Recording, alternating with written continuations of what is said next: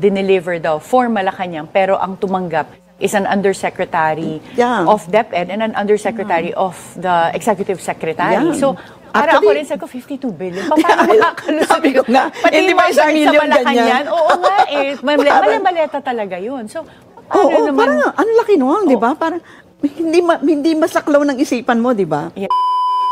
At yun na nga no, mga kabayan. Ano po masasabi niyo po dito sa pambasag na mga pananalita ni Madam Rowena Guanzon at ni Madam Professor Clarita Carlos, mga kabayan. Binasag po nilang pareho.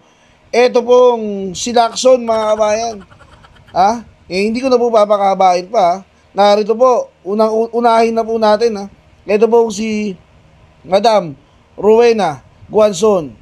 Madam, pasok po. Senator Lacson, magte-testify si Zaldico by Zoom. By Zoom, yeah.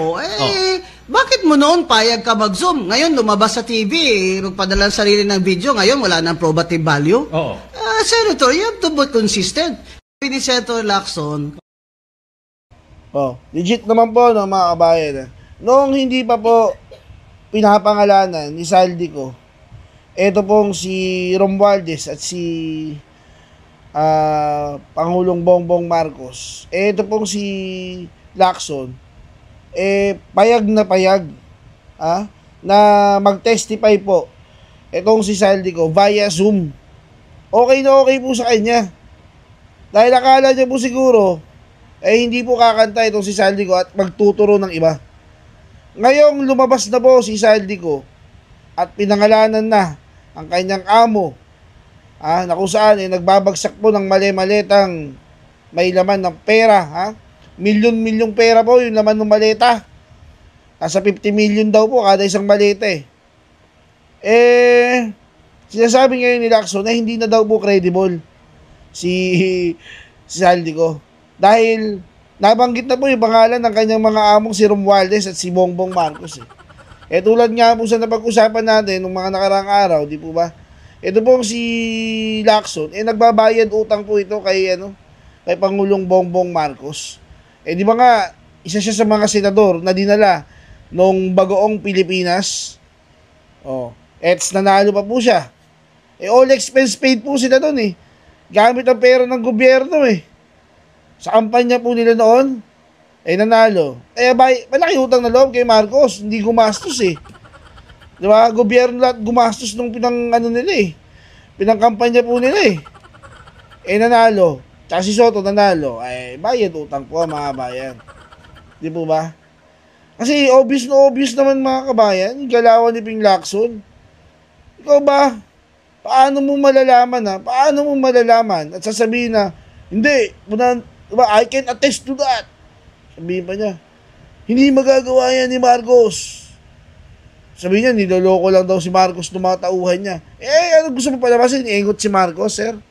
Di ba? Pinapalabas mo na si Bersamin yung nagpapaikot ng lahat. Si Bersamin yung tumatabo ng lahat. Di ba? Ito ibig sabihin niyan, iingot si Marcos. Dahil isang Bersamin lang yung nagpapaikot sa kanila. At nakakapagnakaw pa ng bilyon-bilyon. Nasa Malacanang pa binabagsak. Anong tawag mo sa Pangulo? Incompetent? Walang kwenta? Ingot-ingot? Nagpangulo ka pa kung mautakan ka lang rin ng mga tao mo dyan, di ba? Kaya nga, mali Tapos sasabihan mo, si Zaldico, palibasa, pinangalanan yung mga amo mo, hindi na credible. Di ba? Hindi na pwedeng witness, sinungaling na. Pero nung hindi pa nagsasalita, di ba? Gusto nyo pagsalitain. Kasi akala nyo, ituturo si Sara Duterte. Yan tayo, yan ang hirap sa iyo, sir yan, sagutin mo ngayon si Madam Rowena Guanzon.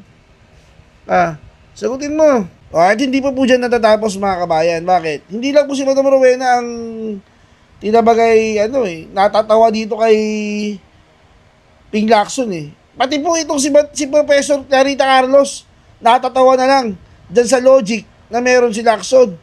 Ito mga kabayan pakinggan po natin si Madam Clarita Carlos at kung paano po niya pinagtawanan ito pong si Pinky Lacson. bayan. Yeah, I was just watching Senator Lacson kaninang umaga, and I don't know. It's really so. But I don't what know about how it can happen. A small amount siguro, but we're talking billions. Yes, yeah. So I even don't know. now, yung allegation na, let's say, 52 billion pesos dineliver daw for Malacanang, pero ang tumanggap is an undersecretary of DepEd and an undersecretary of the executive secretary. Yeah. So, para ako Actually, rin sa ko, 52 billion. Paano makakalusot sabi ko nga, Pati hindi yung ba isang guard milyon sa Malacanang, ganyan? oo nga eh. Maleta talaga yun. So, paano naman? Parang ang laki noon, di ba? Parang hindi masaklaw ng isipan mo, di ba? Yes, yeah. Kung Di ba? O, nagtawanan. Pinagtawanan po si Lacson. Bakit? Sipin mo, sir, papalabasin mo si Bersamin ang nagpapaikot dyan. Kay Bersamin nagbabagsak si Saldico. Eh, binabagsak sa Malacanang eh. Nandiyan pa yung mga presidential guard. Dami pa CCTV dyan. Sa tingin mo ba?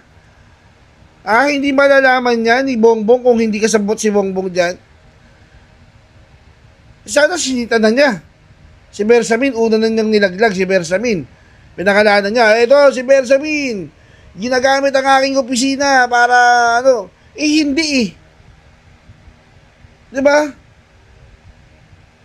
Ibig sabihin po, alam ng Pangulo, alam ng Presidente, huwag mo nang pagtakpan Senator Ping Lacson. Dahil yung logic mo, sasabihin mo si Bersamin, may pakana, ang layo po, sir. Kahit mismo yung professor ng politika, natatawa po sa pinagsasabi mo.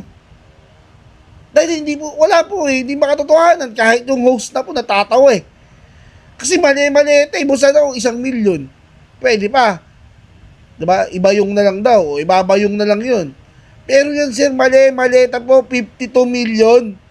Isang maleta. Hindi makikita ng mga presidential guard dyan pag binagsak yan sa Malacanang. Akala po kasi nito ni Lacson, bobo yung taong bayan eh. Sir, kung naisip mong bobo ang taong bayan, mas bobo ka. Di po ba mga bayan? Ginagawa pong engot ni Lacson yung taong bayan. Akala po siya siguro, hindi po nag-iisip ang mga Pilipino katulad niya. Huwag kami sir, ibahin mo na lang. Siguro kung yung mga piklawan, sinabi mo yan, maniniwala yung mga yan, mga engot yung mga piklawan eh. Yung mga tanso, yan, kwento mo sa mga tanso. Bakit? Mga engot din yung mga tanso eh. Diba? Po. Hanggang dyan na lang mga bayan at sana gamitan po natin ng utak lagi. Marami na pong mga piklawan dyan na hindi po nagiging katulad ni Lacson na kala mo makapagtanggol kay Bongbong daig pa yung asawa 24/7 kasama. Sabi mo, I can attest to that. 24/7 mo bang kasama sila